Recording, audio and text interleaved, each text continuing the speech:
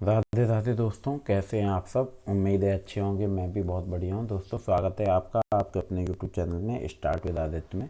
दोस्तों, अगर मैं आपसे बात करूं, आपको बताऊं कि ये UGC net JRF paper 2 political science की मैंने वीडियो ज़्यादा नहीं बना पाई, लेकिन मैं पढ़ने की वजह से समय नहीं मिला। लेकिन मैं आपके लिए कुछ इम्पोर्टेंट, आज कल हमारा एग्ज़ाम है तो कुछ इम्पोर्टेंट क्वेश्चंस मैं आपको बता दूं जो कि कल एग्ज़ाम में आने ही आने हैं। हर हाल में ये क्वेश्चंस दोस्तों आएंगे, तो आप इनको थोड़ा ध्यान से देखें और वीडियो को एंड तक देखें। और अभी तक अगर चैनल को सब्सक्राइब नहीं किया है तो चैनल को सब्सक्राइब कर लें, साथ में बेल आइकन दबा दें। वीडियो को लाइक शेयर कमेंट जरूर करते रहा करें दोस्तों। तो मैं अगर आपको यहाँ पे बात बताऊँ तो हमारा इंग्लिश हिंदी दोनों में मैंने लिखे हैं। तो आपका जो अधिकार वह है जिनकी हम दूसरों से तथा दूसरे हमसे अपेक्षा करते हैं। ये किसने कहा है? तो ये दोस्त ने कहा है हॉबहाउस ने। ये मुझे पहले से पता था, मान लीजिए, क्योंकि मैं ये सेट लगा चुका हूँ। तो आपका जो है यहाँ व्याख्या है, ये किसने कहा था? हॉबहाउस ने। तो वो उनकी कोई वाक्य, कहे हुए कथन, सिद्धांत या बुक्स, ये आपको दे सकते हैं। ये तीनों चीज़ें आपको देंगे और आपसे पूछेंगे कि सही उत्तर क्या है। तो दोस्तों, आपको बताना होगा कि आपका सही उत्तर क्या है। तो ये सारे कर ले, जितने भी हमारे थिंकर्स हैं, ठीक है। आपके हॉबहाउस हुए, प्लेटो हुए, अरस्तु हुए, जेएस मिल हुए। इंडियन थिंकर की बात करें तो महात्मा गांधी हुए, है ना। या जो भी आपके इंडियन थिंकर हैं आपको पता है, तो उन सब की हम बात कर रहे हैं। यहाँ पे मैंने एग्जाम्पल के लिए महात्मा गांधी का नाम ले दिया। तो उन सब के बारे में पूछा जाता है। तो आपका ये प्रश्न बहुत बनते हैं। दूसरा, मैं अगर बात करूं, ये देखियो, रेस्ट ऑफ द अर्थ की भूमिका किसने लिखी है? ये बुक का नाम उन्होंने पूछ लिया, मैंने आपसे अभी कहा। तो ये ऐसे ही पूछते हैं। ये देखिए, इनका कथन पूछ लिया कि न्याय सामाजिक संस्थानों का प्रथम सद्गुण है, ये आपसे पूछ लिया। तो ये जो है, ये मैंने आपसे पहले ही कहा, ये लोग सिर्फ आपसे यहाँ भी बुक पूछ रहे हैं दोस्तों, ये सब आपसे पूछते हैं। हाँ, इसमें एक और बात है, आपको एक गद्यांश दिया जाएगा पैराग्राफ, उससे आपको बताना होगा। तो उस गद्यांश को फतवा ए जहांदारी की विषय वस्तु निम्नलिखित में से कौन सी है, ये आपको बताना है, ठीक है। तो आपको क्या करना है कि थोड़ा हिसाब से क्वेश्चन पढ़ने हैं, आपसे गलती ना हो जाए। बेगमपुरा ईश्वर का साम्राज्य की संकलन निम्न में से किससे संबंध है? तो ये है आपका सी, कबीर। आपके कबीर आ गए, रामाबाई आ गए, एम के गांधी आ गए और मीराबाई, ये सब इंडियन थिंकर हैं।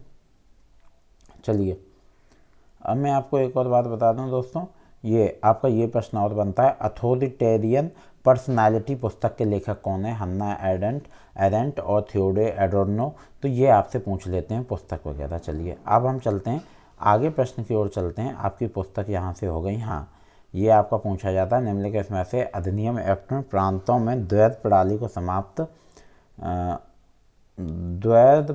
को समाप्त कर दिया गया और प्रांतीय स्वायत्तता को लागू कर दिया गया।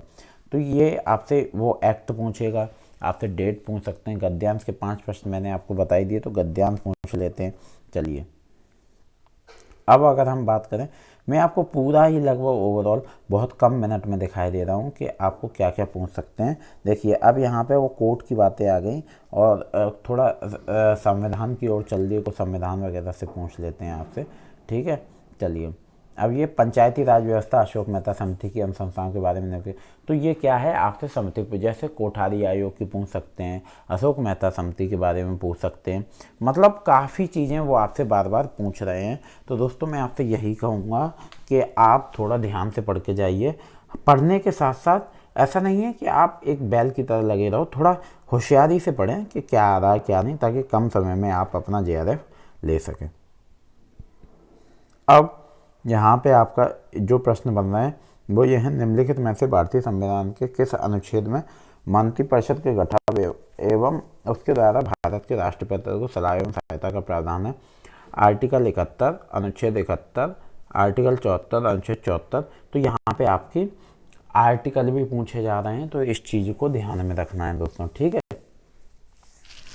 अब अगर हम बात करें तो ये आपका हो गया, ठीक है। अब हम यहाँ पे बात करें आपके, तो ये देखो, आपको भारत के संवैधानिक भवन को सीमलेस वेब के पद में किसने अवधारणीकृत किया? तो डी बासु, ग्रेनवेल ऑस्टिन, ये सब आपके हैं। चलिए, निम्नलिखित में से कौन सा आंदोलन चंडी प्रसाद भट्ट से संबंधित है? तो ये आंदोलन आपसे पूछ लेते हैं, जल सत्याग्रह, नामांतर आंदोलन, तो चिपको मूवमेंट और नर्मदा बचाओ। तो यहाँ जो आपने दिया तो ये आपसे आंदोलन बहुत पूछ रहे हैं, आप आंदोलन को ध्यान में रख के काम करें। जब वो आपसे आंदोलन पूछ रहे हैं तो सारे आंदोलन कवर करके जाएं, वो कौन सी डेट में आए, उनके मुख्य लीडर कौन थे, किसने आंदोलन की शुरुआत की और कहाँ से कहाँ तक आंदोलन चले। तो ये प्रश्न आपसे पूछे जाते हैं, ठीक है। जितने भी हमारे आयोग बने, कोठारी आयोग बने, वो जितनी भी हमारी समिति बनी, वो सब वो पूछ लेते हैं। तो इन सब पे आपको ध्यान से काम करना है ताकि कोई गलती हमसे ना हो सके। निम्नलिखित में से किस राजनीतिक दल को भारत के उत्तर पूर्व क्षेत्र में प्रथम राष्ट्रीय राजनीतिक दल के रूप में मान्यता प्राप्त है? देखिए आपका ये प्रश्न आ गया। तो सी है आपका नेशनल पीपल्स पार्टी। तो ये सब वो आपसे पूछेंगे क्योंकि पॉलिटिकल साइंस का पेपर है और हमें क्या करना है, बड़े हिसाब से पेपर को पढ़ना है।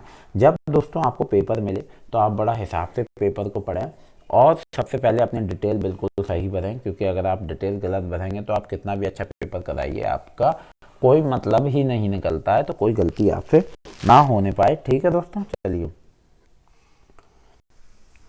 अब मैं आपको बात बता दूं, यहाँ पे दृष्टिकोण आशय है। अब हम आगे चलते हैं। यहाँ पे देखिए संगठनों के अध्ययन में व्यवहारवादी दृष्टिकोण से आशय संगठनात्मक व्यवहार के अध्ययन में व्यवहारवादी विज्ञान उपयोग से है। चलिए और पढ़ते हैं दोस्तों आगे। देखिए अब ये टेलर की मानसिक क्रांति की अवधारणा निम्नलिखित में से किसके अध्ययन से संबंधित है, ये आपको बताना है। तो वो आपसे यही चीज़ें बार बार दोस्तों पूछेगा, ठीक है। टेलर की महत्वपूर्ण पुस्तक है a piece rate system 1895, shop management 1903, the art of cutting metals 1906, the principle of scientific management 1911। तो ये सब वो आपसे पूछेगा। राष्ट्रीय उपभोक्ता विवाद निवारण आयोग का प्रथम अध्यक्ष निम्नलिखित में से कौन था? तो वो है आपका justice V Balakrishna Eradi, justice K S Paripoornan. तो ये सब वो आपसे पूछते हैं। ये आपको डेट वगैरह। नीति आयोग, देखिए नीति आयोग का गठन कैसे हुआ था, ये दोस्तों बहुत मुख्य प्रश्न है कि नीति आयोग का गठन कैसे हुआ था। तो इसका गठन संसद के अधिनियम द्वारा हुआ था और इसका गठन केंद्रीय मंत्रिमंडल के संकल्प द्वारा हुआ था। तो आपको बताना है केंद्रीय मंत्रिमंडल के संकल्प द्वारा हुआ था, ठीक है। आपसे ये क्वेश्चन पूछे जाते हैं। कौन सी राष्ट्रीय खाद्य सुरक्षा अधिनियम 2023 उल्लेखनीय विशेषता नहीं है? मतलब वो क्वेश्चन आपके ऐसे पूछेंगे कि आप जो फैक्ट रट के आ रहे हो ना कि ये आएगा, वो तो पूछेंगे ही नहीं, आपको सिर्फ घुमाते रहेंगे और आप समझ भी नहीं पाओगे कि वो क्या पूछ रहे हैं। बहुत से ऐसे ब्रिलियंट छात्र हैं, बहुत से ब्रिलियंट लोग हैं जो गलत कराते हैं नेट जेआरएफ में, क्योंकि आप एक असिस्टेंट प्रोफेसर के लिए बाद में आप प्रोफेसर बनोगे, अप्लाई करोगे, तो जो उनका कंपटीशन का लेवल है, जो क्वेश्चन पूछने का तरीका है, वो कुछ अलग ही है। आपसे नॉर्मल क्वेश्चन नहीं पूछा जाता। चलिए संविधान का दर्शन निम्नलिखित में से किसके द्वारा अनुप्राणित है? तो ये आपसे कॉन्स्टिट्यूंट असेंबली के बारे में पूछ लेते हैं दोस्तों। और भी कई सारी चीज़ें हैं, मैं आपको यही बताऊंगा कि कौन से प्रश्न यहाँ पे ऐसे हैं कि जो बार बार आपके आ रहे हैं। ये देखिए निम्नलिखित से किसने कहा था समस्या समाधान सिद्धांत विश्व का उस रूप में मानता है जैसे वह पिछले समाज एवं शक्ति संबंध संस्थाओं के साथ उसमें पता है, जिसमें वे कार्यवाही के लिए दी गई रूपरेखा के रूप में संगठित किए जाते हैं। चलिए दोस्तों ये आपके प्रश्न है।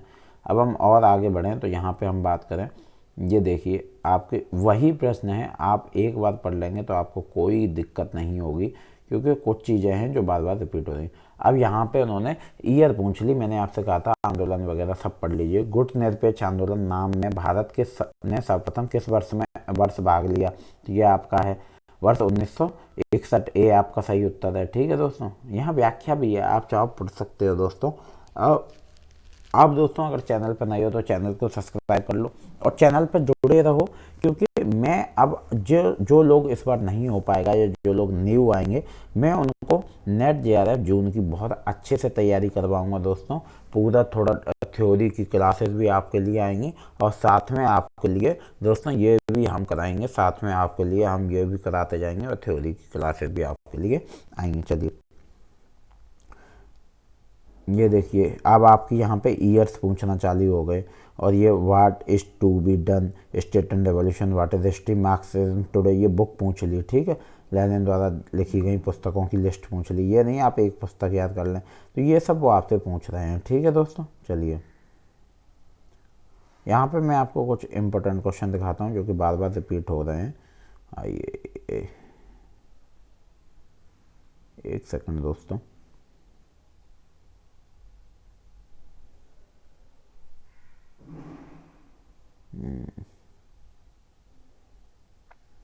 ये क्वेश्चन आपका बार बार आ जाता है, तो इस क्वेश्चन को ध्यान में रखें, ठीक है, और इसको बड़े हिसाब से करें। तो यही क्वेश्चन दोस्तों आपके बार बार बन रहे हैं। तो मैं आपसे यही कहूँगा कि थोड़ा आपको बड़े ध्यान से पेपर को पढ़ना है, क्वेश्चन को ध्यान से पढ़ना है, क्वेश्चन गलत ना होने पाए, पेपर गलत ना होने पाए, ठीक है। आते हुए अगर आप गलत कराएंगे तो आप कहीं ना कहीं सबसे पीछे रह जाएंगे और ये आपके लिए अच्छी बात नहीं है।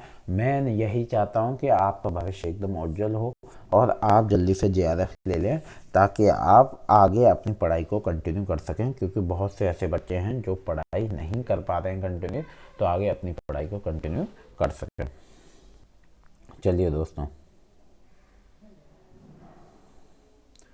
The finance secretary of the government of India, Bharat सरकार के वित्त सचिव, choose the correct answer from the option given below, नीचे दिए गए विकल्पों में से सही उत्तर चुनें। तो दोस्तों आपका जो सही उत्तर है वो है GST परिषद को में शामिल सदस्य, ठीक है दोस्तों। चलिए यहाँ ये क्वेश्चन देख लीजिए, इंडिया निम्नलिखित में से कौन सी भारत सरकार की परियोजना नहीं है, तो ये आपको बताना है। यहाँ ऑप्शन दिए हैं, तो जो नहीं है वो है सी ओनली, केवल सी है, सागर कोई परियोजना नहीं है, ठीक है। आपका ये क्वेश्चन बार बार बन रहा है, ऐसे ही क्वेश्चन बनेंगे।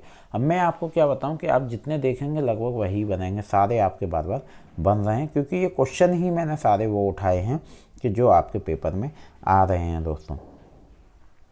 और देखिए आगे देखते जाइए दोस्तों, अगर आपको लग रहा है कि जल्दी हो रहा है, क्योंकि मैं नहीं चाहता आपका समय व्यर्थ हो, कल आपका एग्ज़ाम है, बहुत कम समय में आपको बहुत कुछ देखने को मिल जाए, तो इस चीज़ को बड़ा हिसाब से चलिएगा। चलिए यहाँ पे आपका ये हो गया, ये आपके प्रश्न हैं जो अभिकथन तर्क वाले, इनको बड़ा हिसाब से देखिएगा, क्योंकि आपके अभिकथन तर्क वाले क्वेश्चन ही आपको नंबर दिला देंगे। इनके विकल्प हमेशा सेम रहते हैं, समान रहते हैं, इनके विकल्प चेंज नहीं होते हैं, ठीक है दोस्तों। अब यहाँ पे आपको समझ में आया होगा कि कैसे आपको मैं दिखा रहा हूँ कौन से प्रश्न आपके मुख्य कथन 1 कथन 2 वाले, ये वाले जरूर देखिए, स्टेटमेंट 1 स्टेटमेंट 2, ये प्रश्न आपके बहुत इंपॉर्टेंट हैं दोस्तों। अब यहाँ पे हम बात करें,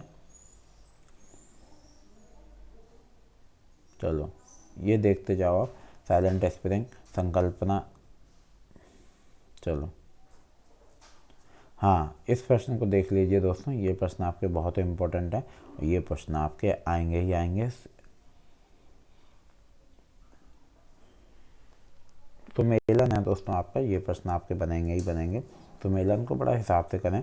चलिए हाँ, सम्मेलन में अगर आपको 1 या 2 आता है तो भी आपके प्रश्न, और ये यहाँ पे आपके थिंकर्स के क्वेश्चन आ गए दोस्तों, तो थिंकर्स को बड़ा हिसाब से करें। आपके थिंकर्स के सम्मेलन ये सब, और बुक्स की सम्मेलन, यही आपकी बार बार आएगी, ठीक है दोस्तों। तो इनको बहुत हिसाब से करना है, हमें बिल्कुल भी गलत नहीं करना है।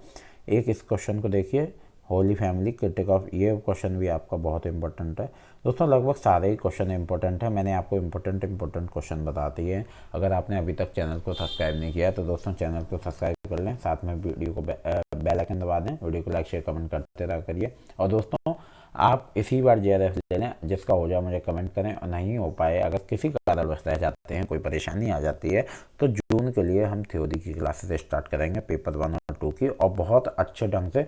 उम्मीद है दोस्तों वीडियो आपको अच्छी लगी। मिलते हैं अगले वीडियो में। राधे राधे, धन्यवाद।